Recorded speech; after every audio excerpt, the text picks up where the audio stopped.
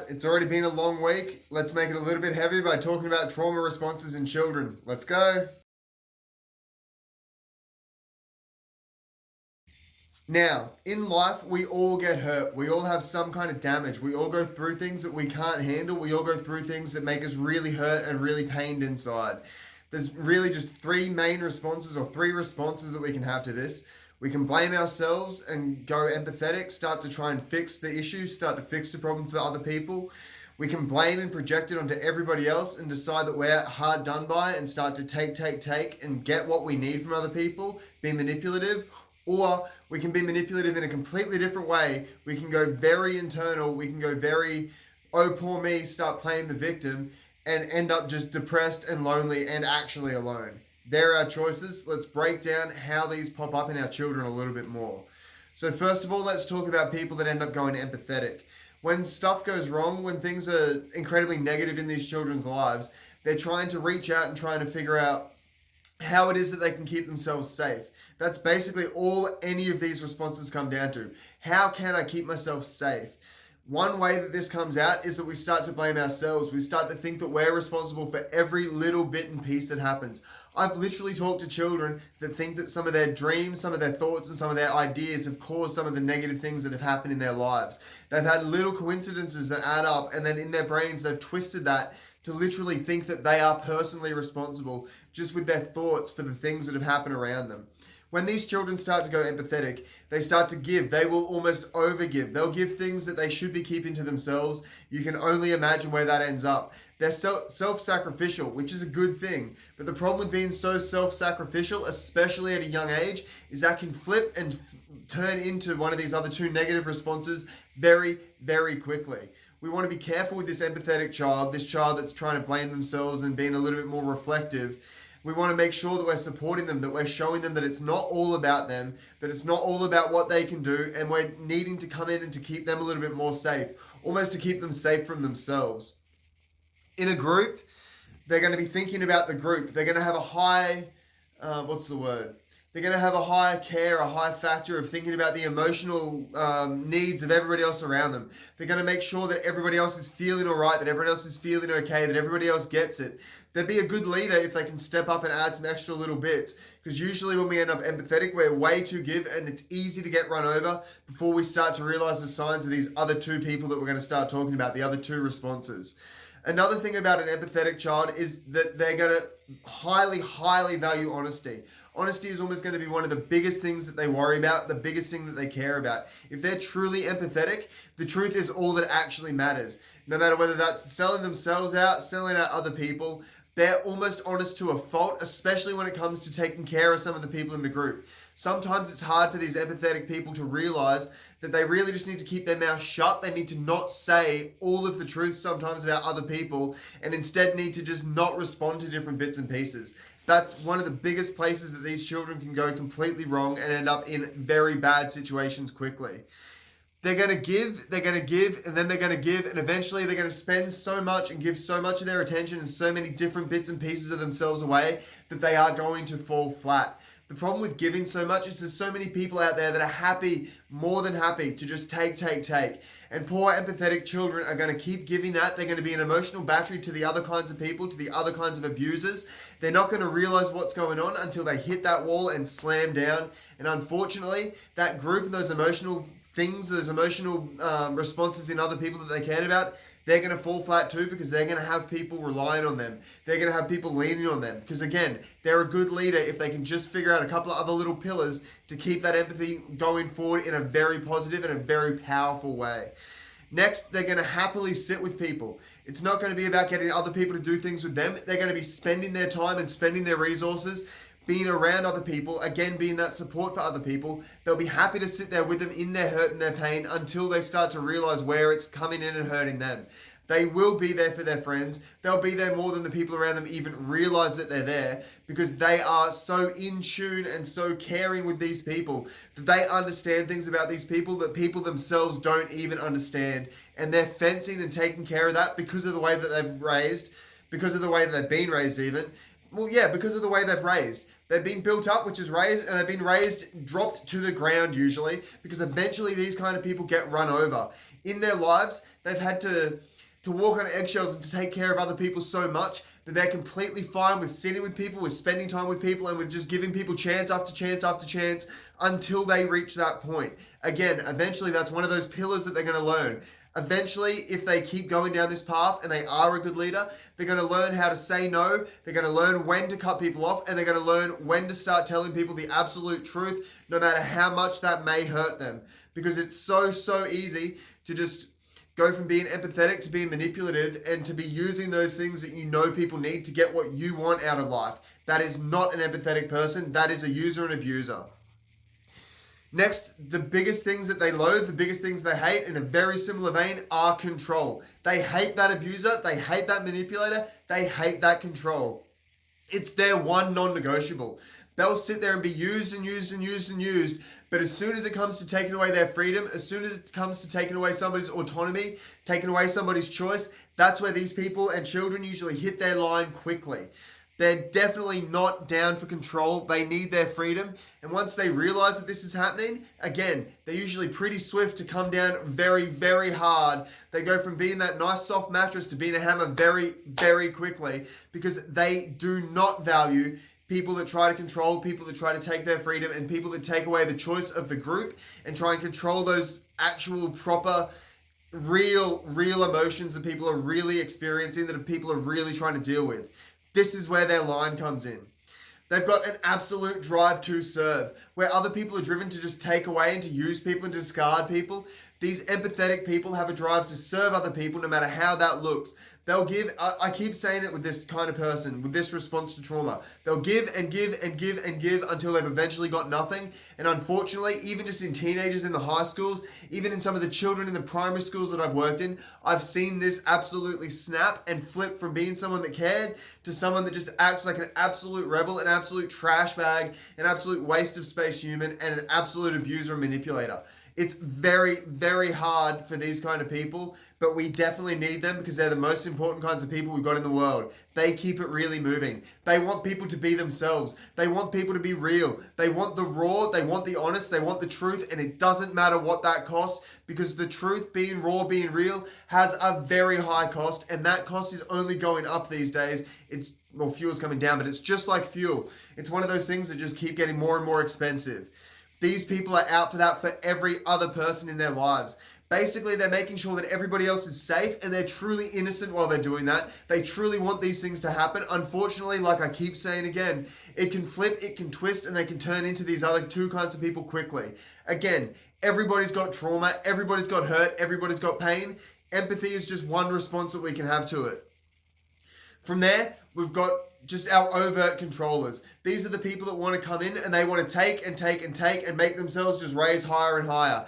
They're that typical narcissist that literally just craves that attention. They want so much to just be something, to be somebody, to go somewhere, to do these things. They want everybody looking up and admiring them. That is our second response to trauma. If we start to see this in our children, we need to be really careful to give them the attention and the affection that they need, because that is the only way that I've seen this stuff start to come back. These children can also end up almost like our next lot, where they start to get so anxious and so they become the perfectionists sometimes if they're not careful as well. That's the thing with these people. They're so grandiose and they think that they're so great, but at the same time their ego is so fragile. They can't handle things not going right. They will crumble, they will fall, they will run away and hide, and then they'll rebuild, come back, or move on to the next person and just take again. They've got a very high self-importance. They think very highly of themselves in the way that they need that attention from other people, and they find the right kind of people around them to build that group. They find the right people to look up to themselves. A lot of the time, this is the person that seems like they almost don't fit in with the group, especially if they're not very good at what they do, especially if they're not very smart. They'll end up with a group of people that are so much lower than them that they basically stand out, which just shows who exactly they are. That should be a massive red flag. When you see somebody so different to the group that they're in when they seem so much better than the group that they're in, that's usually a sign of somebody that's enjoying that kind of grandiose attention. They're the kind of person that wants people looking up and worshiping them, and that is a massive problem, because they will never be real. They'll do what they need to do to make themselves keep looking like that. They'll trample over everybody else. Again, we're thinking about our children here. This is really brutal, but these are the kind of things that we can start to see. Some children, I've seen and heard stories of them doing that to their own parents, especially males to their mums. It is ridiculous. Next, they want to flaunt. They want to get out there and make themselves look like this to get control. They want to seem so much better. That's why they have a weaker group around them. They have people that seem lesser than them so that they can hang something over them without really needing to say it. So they can keep getting their attention, but also control the people at the same time. So they can get the people doing their bidding. We're getting to that in a second though, so I'll slow down a little bit. The next thing they want to do, well, here we go. They've got an attentional battery. Their whole deal here is that they're using people as a battery to suck that attention out. That's all they want. They want the attention, they need the attention, they crave the attention, they live off of the attention. If they're not getting this positive attention, if they're not getting some servants, if they're not getting their peons, if they haven't got people beneath them, if they haven't got people lower status around them, if they don't have their servants, they can't have their fake view of themselves, no matter how they look. They could be the most beautiful person, but inside they're just so wretched and twisted that they need this just to survive because of the way they've been traumatized as a young child. Watch for these kind of things in your child because these are the things that you need to love out of them. These are the kind of things that you need to give them attention and affection to get out of them.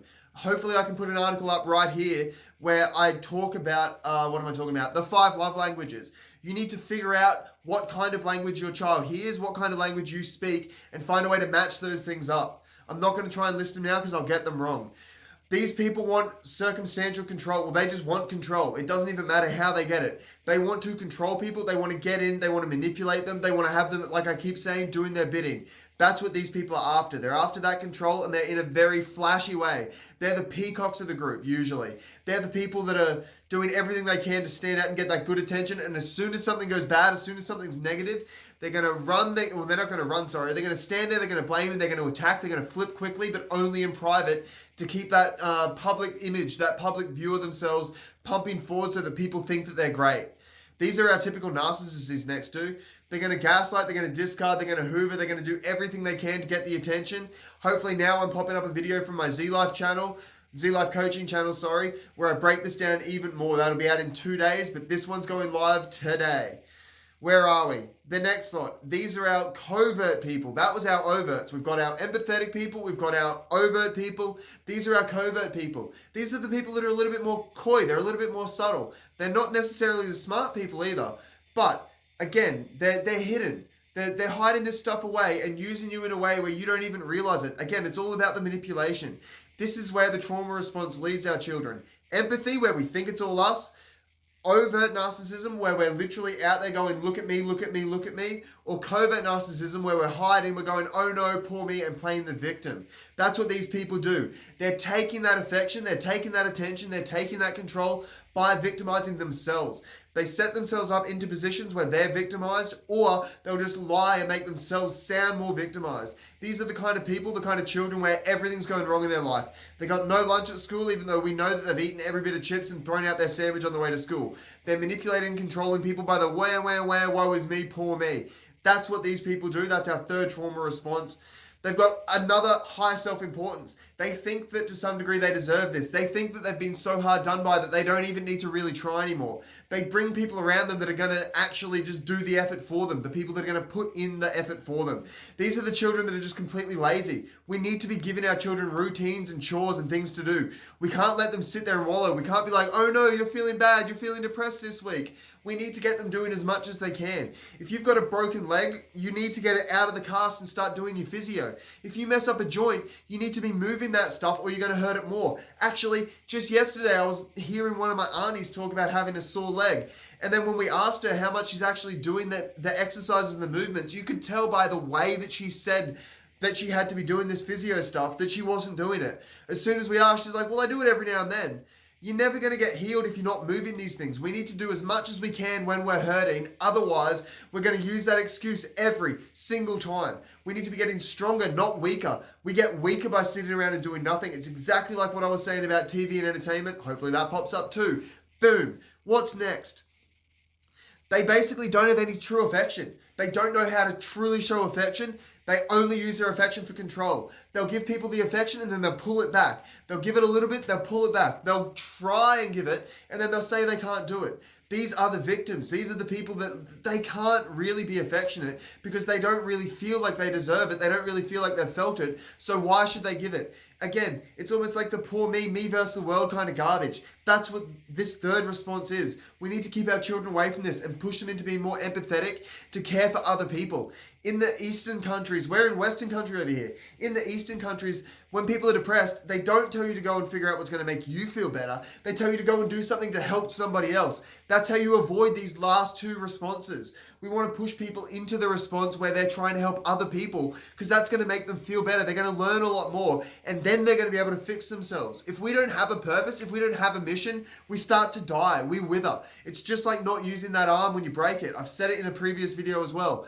As soon as that arm gets broken, if you don't start using it, if you don't start moving it, if you don't start setting it properly, it literally withers and dies.